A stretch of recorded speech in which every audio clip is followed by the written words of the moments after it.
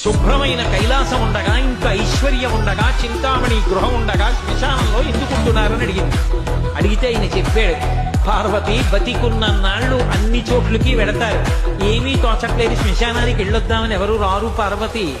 నేనంతవాణ్ణంటాడు, పొడుగ్గా ఉన్నానంటాడు, చల్లగా ఉన్నానంటాడు, పండితుండంటాడు, పద్యాలు నాకు నోటికొచ్చంటాడు, ఉపన్యాసం చెప్పగలనంటాడు, నాకు పాటలొచ్చంటాడు, నేను నాట్యం చేస్తానంటాడు, నేను అధికారినంటాడు, నా దగ్గర డబ్బు ఉందంటాడు, నేను పాట పాడగలనంటాడు. ఇన్ని ఉన్నాయనుకున్న వాడిలోంచి ఊపిరి బయటికి వెళ్ళిపోయిన తరువాత వాడిని తీసుకెళ్లి 4 కొత్త కర్రల మీద పడుకోబెట్టి చాప చుట్టి తాడు కట్టి పైన నూలుబట్ట కప్పి తీసుకొచ్చి అన్నీ తీసేసి కర్రల మీద పడుకోబెట్టి కాల్చేస్తుంటే జీవుడు లేచి నిలబడి పుర్రె పగిలిపోయిన తరువాత కన్న కొడుకు కూడా స్నానం చేసి వెళ్ళిపోతుంటే చీకటి పడిపోయాక, అయ్య బాబోయ్ చుట్టూ ఉగ్రభూతాలు, నా వాళ్ళన్న వాళ్ళు లేరు, వీళ్ళని నమ్ముకున్నాను, ఒక్కడు లేడని ఏడుస్తుంటే నేనున్నాను రా అని చెప్పడానికి నేను కూడా లేకపోతే చచ్చిన వాడు 1000 మాటలు చచ్చిపోతారని అక్కడ ఉన్నాను పార్వతి.